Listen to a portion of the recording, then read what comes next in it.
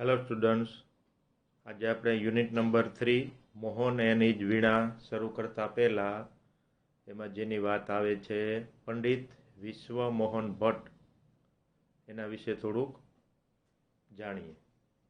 એ VM Bhatt તરીકે પણ જાણીતા હતા. ક્લાસિકલ ઇન્સ્ટ્રુમેન્ટ ગિટાર અને વીણાનો સમન્વય કરીને મોહન વીણા બનાવી. એટલે કે જે ગિટાર તો વેસ્ટર્ન છે, પશ્ચિમનું છે, ક્લાસિકલ વીણા છે જે આપણી ભારતીય છે, એ બેયનો સમન્વય કરીને મોહન વીણા નામની પોતાની એક ઇન્સ્ટ્રુમેન્ટ નવું બનાવ્યું અને આખા વિશ્વમાં એને ખ્યાતિ મળી. તેના બેકગ્રાઉન્ડ વિશે થોડીક માહિતી, એટલે કે ઓલ્સો નોન એજ વીએમ ભટ્ટ, વીએમ ભટ્ટ તરીકે પણ જાણીતા હતા.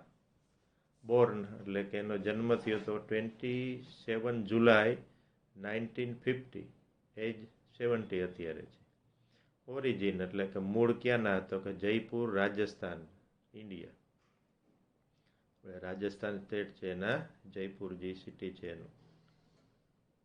જેનર એટલે કે એનો જે મ્યુઝિકનો ક્ષેત્ર કયું છે, તો કે Indian classical music. Occupation Mohan veena, slide guitar, modified guitar વગાડે છે. ઇન્સ્ટ્રુમેન્ટ એ જે છે એ મોહન વીણા એને જ બનાવેલું છે. યસ એક્ટિવ તો 1965થી એક્ટિવ છે. પ્રેઝન્ટ એટલે અત્યારે પણ તે સક્રિય છે.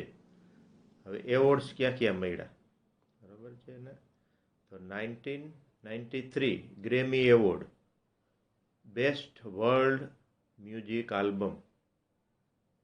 મીટિંગ બાય ધ રિવર, આ એનું આલ્બમનું નામ હતું, વિથ રાય કુડર. એની સાથે બે જણાએ બનાવીને આ આલ્બમ બનાવ્યું હતું. એના માટે એને ઘણો જ પ્રખ્યાત જે આખા વિશ્વમાં છે મ્યુઝિક માટેનો ગ્રેમી એવોર્ડ મળ્યો હતો. આ જે દ્રશ્યો તમે જોવો છો એ ગ્રેમી એવોર્ડ મળેલો છે 1993, તે ત્યાંના છે બરાબર છે. બીજા ક્યાં ક્યાં એવોર્ડ મળ્યા, તો કે સંગીત નાટક અકાદમી, એને 1998માં આ એવોર્ડ મળ્યો હતો. પછી છે પદ્મશ્રી એવોર્ડ, જે ભારત દેશના સારા એવા એવોર્ડ માની શકાય એમાંનો એક છે. પદ્મશ્રી એવોર્ડ 2002 આ વીએમ ભટ્ટને મળ્યો હતો. પછી છે પદ્મ વિભૂષણ, એ 2017માં વીએમ ભટ્ટને મળ્યો હતો. તો આ પ્રમાણે અલગ અલગ રીતે એવોર્ડ મેળવી અને પોતાની ઈચ્છાને અનુસરીને જે ઇન્સ્ટ્રુમેન્ટ બનાવ્યું મોહન વીણા, એટલે એ આખા વિશ્વમાં પ્રખ્યાત થઈ ગયા છે.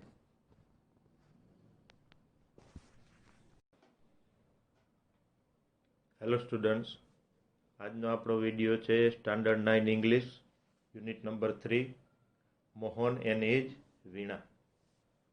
તો let's begin. Mohan was born in a family of musician, એટલે કે મોહન છે એ સંગીતકારોના પરિવારમાં જન્મ્યો હતો. બધા એના કુટુંબમાં કોણ હતું? સંગીતકારો હતા. Music was in his blood, એટલે મ્યુઝિક તો એના લોહીમાં હતું, કારણ કે આખું કુટુંબ છે એ સંગીતકારોનું હતું. હી ગ્રુ અપ વિથ મ્યુઝિશિયન, સંગીતકારો વચ્ચે જ ઉછર્યો હતો. Like his father and other family members, એટલે કે એના પિતા અને બીજા પરિવારના સભ્યોની જેમ. He was initially trend in vocal music, એટલે શરૂઆતમાં તેને ગાવાની તાલીમ આપવામાં આવી, કારણ કે બધા અલગ અલગ, કોઈ ઇન્સ્ટ્રુમેન્ટ વગાડતું હોય, કોઈ ગાતું હશે, એ રીતનું હશે એના પરિવારમાં. તો આને શરૂઆતમાં વોકલ મ્યુઝિક એટલે ગાવું થાય. And then he tried his hand at the violin, પછી તેણે વાયોલિન શીખવાનો પ્રયત્ન કર્યો, કારણ કે મોટા ભાગે છે બાળકો છે એ મોટાઓને જોઈને જે કરતા હોય એની નકલ કરવાની કોશિશ કરે. તો એનો ભાઈ જે વાયોલિન વગાડતો હતો, હવે આને પણ શોખ જાગ્યો. when he was about 10. એટલે કે જ્યારે તે 10 વર્ષના હતા, he started liking સિતાર. તો એને 10 વર્ષની ઉંમરે સિતાર ગમવા લાગી. He was also trained in it and played it for about 3 years. એટલે કે તેમાં પણ તેને તાલીમ આપવામાં આવી હતી અને લગભગ 3 વર્ષ તેણે સિતાર વગાડી. હવે જો શું થાય છે. A German lady came to stay with Mohan's family to learn from his father. તો એક જર્મન ફેમિલી છે, અહીંયા ક્યુટ છે એનું કેમ તમારે સમજવાનું છે. એટલે જે એક જર્મન લેડી છે એ એના પરિવારમાં એના પિતા પાસે સંગીત શીખવા આવે છે. It was then that the guitar entered in his life. હવે જર્મન લેડી સાથે એ ગિટાર લઈ આવી હતી, કારણ કે ગિટાર છે એ વેસ્ટર્ન મ્યુઝિકલ ઇન્સ્ટ્રુમેન્ટ છે અને મોટા ભાગના જે છે યુરોપ કન્ટ્રી છે એમાં એ ફેમસ છે. તો એ શીખવા આવે છે ક્લાસિકલ મ્યુઝિક. ઘણા ફોરેનથી લોકો આવે છે આપણું ક્લાસિકલ મ્યુઝિક શીખવા. He began his experiment with that beautiful instrument. એટલે તે સુંદર વાદ્ય બ્યુટીફુલ ઇન્સ્ટ્રુમેન્ટ સાથે તેણે તેના પ્રયોગ શરૂ કર્યા. તેણે એટલે અહીંયા તમારે મોહન એમ સમજવાનું. No other instrument now in my life. I want to play the guitar only, said Mohan to himself. હવે મારા જીવનમાં બીજા કોઈ વાદ્યને સ્થાન નથી, મારે ગિટાર વગાડવી છે, આમ મોહને વિચાર્યું. Guitar took all his time. Guitar છે એનો બધોય સમય લઈ લેતું. Guitar the whole day guitar એટલે કે ગિટાર આખો દિવસ guitar. Ours is a family where sitar, vocal and classical violin are practiced. એટલે એની પ્રેક્ટિસ થાય છે. શેની? તો કે વોકલ એટલે ગાવાની, ક્લાસિકલ વાયોલિનની અને આ સિતારની. આ આપણો પરિવાર છે એમ કહે છે. એમાં શાસ્ત્રીય રીતે આ બધું હોય છે અને ગિટારને થોડુંક વેસ્ટર્ન ગણતા હોય. The guitar does not have the effect which our instrument do. એટલે કે આપણા જે વાદ્ય છે, આપણા જે વાજિંત્રો છે એમાં જેવી અસર છે એવી ગિટારમાં નથી. And moreover, it is not from India, said one of the family member. એટલે કે અને તે ઉપરાંત તે ભારતનું વાદ્ય પણ નથી, પરિવારના એક સભ્યએ કહ્યું. કોણે કહ્યું એ કીધું નથી, કોઈ એકે કહ્યું. Do you know your father does not approve your love for the guitar? એટલે કે એપ્રુવ એટલે આમ તો માન્યતા આપવી થાય. એટલે તારા પિતાને ગિટાર માટેનો તારો પ્રેમ પસંદ નથી. તને ખબર છે? said his auntie. એની માસીએ કહ્યું. But his mother came to help him.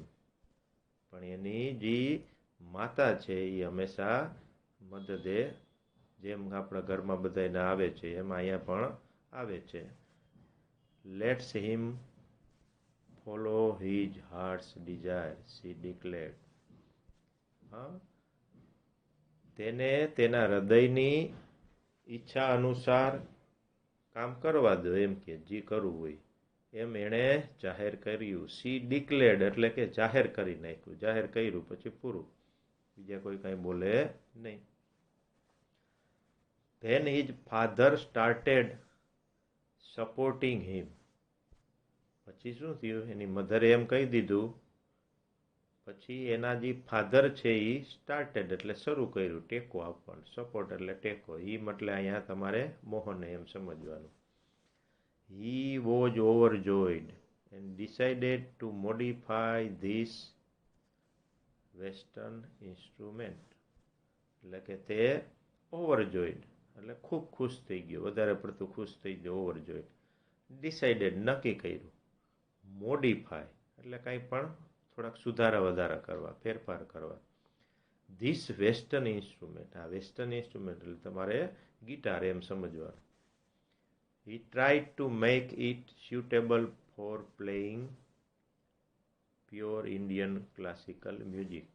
એણે શુદ્ધ ભારતીય શાસ્ત્રીય સંગીત વગાડવા માટે એને અનુકૂળ કરવાનો કોશિશ કરી. કોને અનુકૂળ કરવાનું? તો કે આ ગિટારને ભારતીય શાસ્ત્રીય સંગીત એમાં ઢાળવાનું, ટૂંકમાં એના સુર તાલમાં. He spent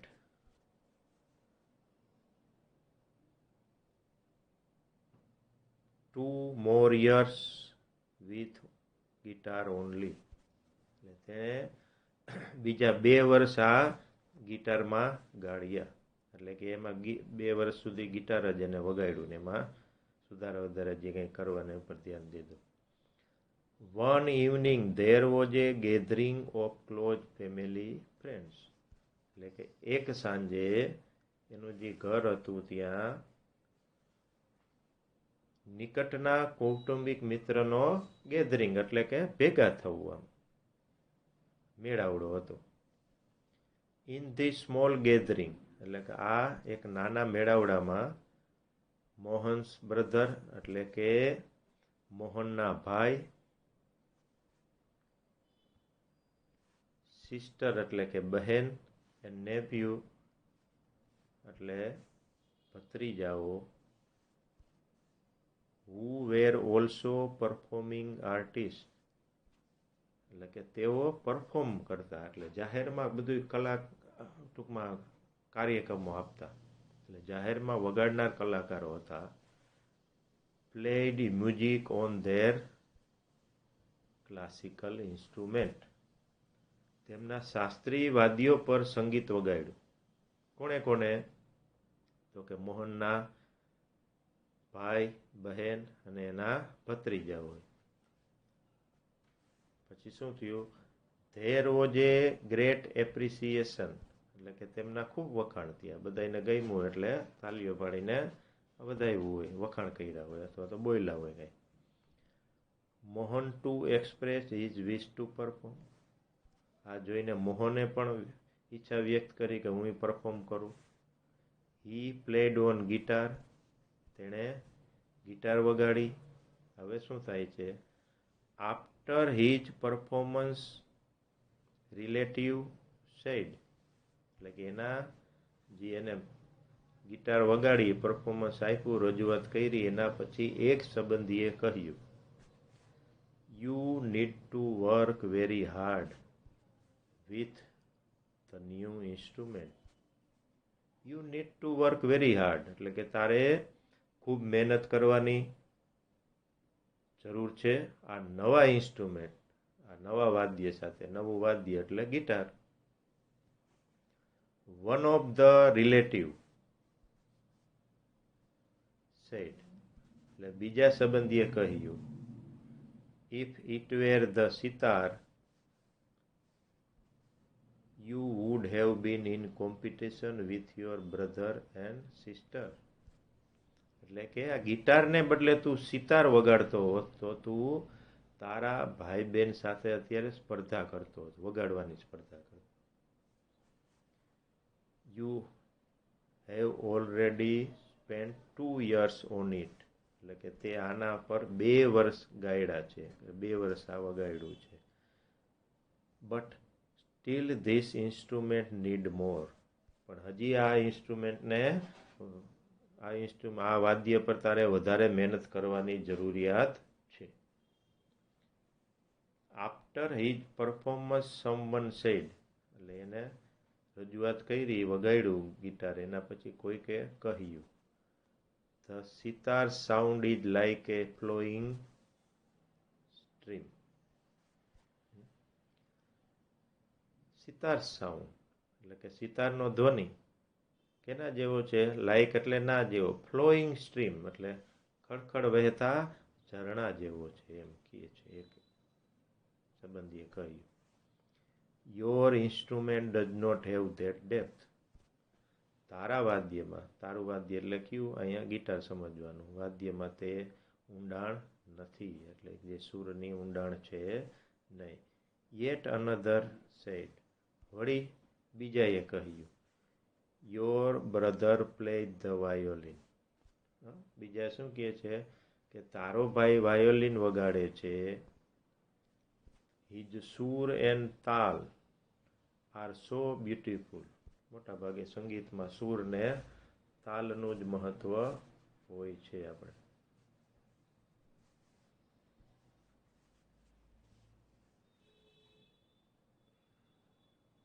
સૂર અને તાલ. What are you doing with this instrument. આ વાદ્ય સાથે તું અહીંયા શું કરી રહ્યો છે એમ કહે છે. કારણ કે બધા ઘરમાં ક્લાસિકલ હોય એવું જ વગાડતા હતા. આ સાંભળીને શું થાય છે, હવે એક નાનું બાળક જ છે અત્યારે, એ મોહન, ત્યારની આ સ્ટોરી છે. Mohan was depressed and cried. Mohan was depressed એટલે કે મોહન છે એ ડિપ્રેસ્ડ એટલે કે નિરુત્સાહી, નિરાશ થઈ જવું.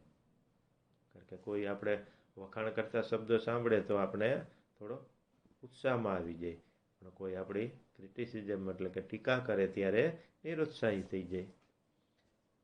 And cried for the whole night, અને આખી રાત્રિ રડ્યો. He had already given 2 years of his life to this instrument. આ ઇન્સ્ટ્રુમેન્ટ એટલે ગિટારમાં એને એના 2 વર્ષ જિંદગીના આપી દીધા હતા. But from the heart I am made for guitar. હૃદયથી તો હું ગિટાર માટે જ જન્મ્યો છું એમ કહે છે. There is no instrument for me but the guitar, he thought. એણે વિચાર્યું કે હવે મારા માટે ગિટાર સિવાય બીજું કોઈ વાદ્ય જીવનમાં છે નહીં. હવે આની ઉપર જ જે કંઈ કરવાનું છે એ કરવાનું છે. This instrument will become my face to the world. This instrument એટલે આ ગિટાર છે એ આ વાદ્યને વિશ્વમાં ખ્યાતિ અપાવશે. આ વાદ્ય મને ફેસ એટલે કે ચહેરો બનશે જાણીતો. આઈ એમ શ્યોર, મને ખાતરી છે.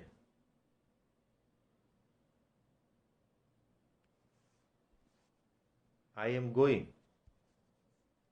Two make it big, very big.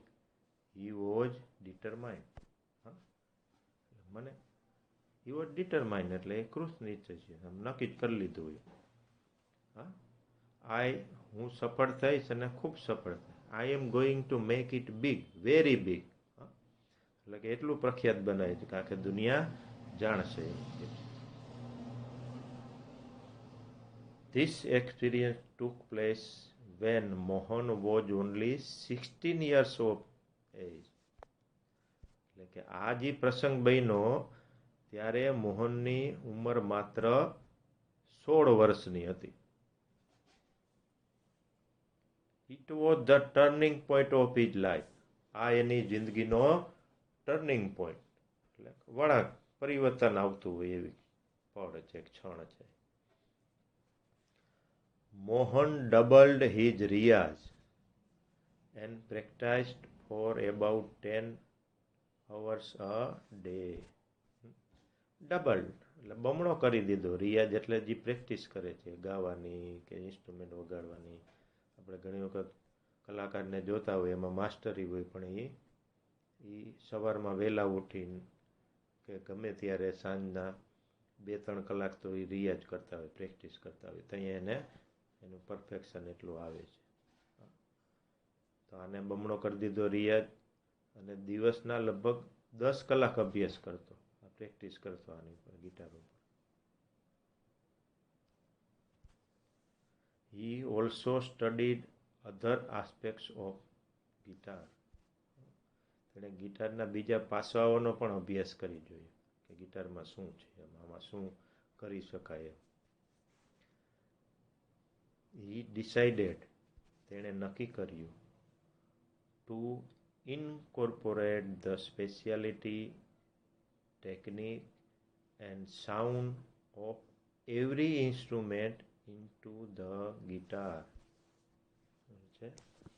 તેણે એવું નક્કી કર્યું કે દરેક વાદ્ય,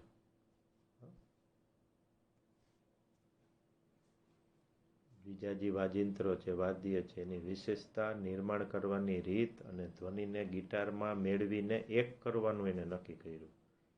ઇન્કોર્પોરેટ એટલે ભેગું કરવું, સ્પેશિયાલિટી, ટેકનિક અને સાઉન્ડ એને ભેગું કરીને ગિટારમાં ઢાળી દેવું એમ કહે છે.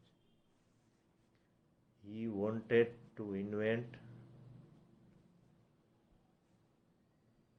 something. તે કંઈક એવા વાદ્યનું નિર્માણ કરવું હતું which gave the sound and tune of western guitar. જેના ધ્વનિ, સાઉન્ડ એન્ડ ટ્યુન, ધ્વનિ અને સૂર કેના જેવા હોય, ગિટાર જેવા હોય,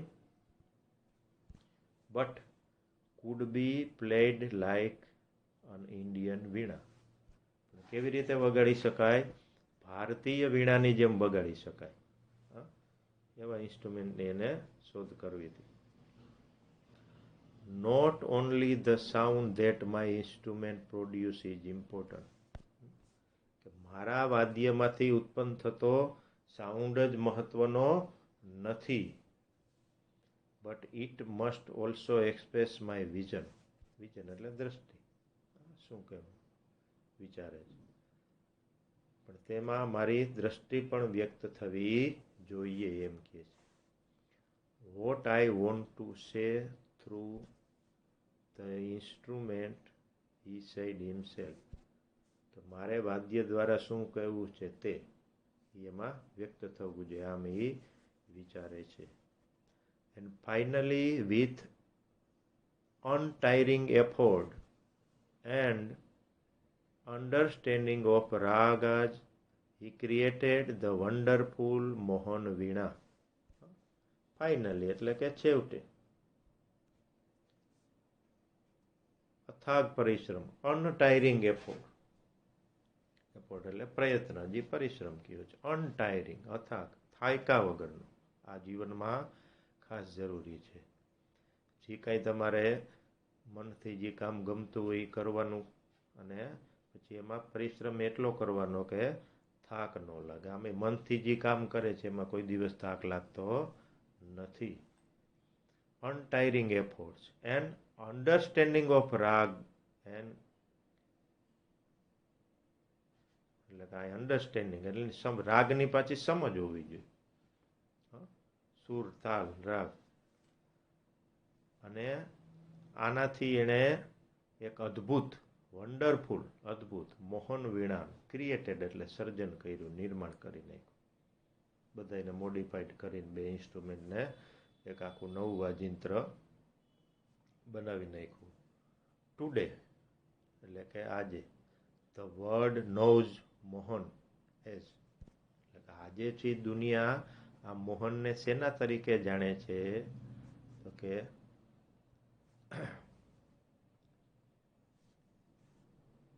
Pandit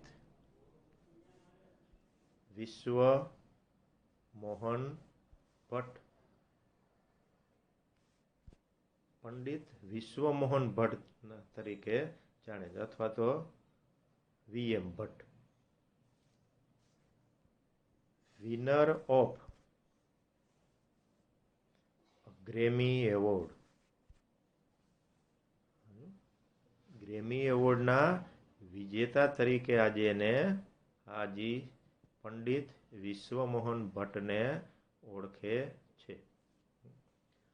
I just followed my heart's passion and here I am, said Mohan at the awards ceremony in 1993. I just followed my heart's passion. એટલે કે હું મારી હૃદયની ઉત્કટ ઈચ્છાઓ તો બધાયને હોય છે, પણ જે ઉત્કટ છે એ ઈચ્છા હોય તો જ આ બધું પાર પડે. તમારી જે ઈચ્છા પ્રમાણે જ આપણે મોટા ભાગે કામ કોઈ વર્ક કરી શકીએ છીએ. તો ઉત્કટ ઈચ્છા હતી એટલે કે એને પાછો ફોલો અનુસર્યો. એન્ડ હિયર આઈ એમ, અને હું અહીં છું. આમ મોહનજી બોલે છે at the award ceremony in 1993. એટલે 1993માં ઇનામ વિતરણ સમારંભ હતો. કેનો? ગ્રેમી એવોર્ડનો. આ બહુ વર્લ્ડનો એકદમ પ્રખ્યાત એકદમ મ્યુઝિક માટેનો એવોર્ડ છે. આ એવોર્ડ મળે એટલે ધન્ય થઈ જવાય એવું છે.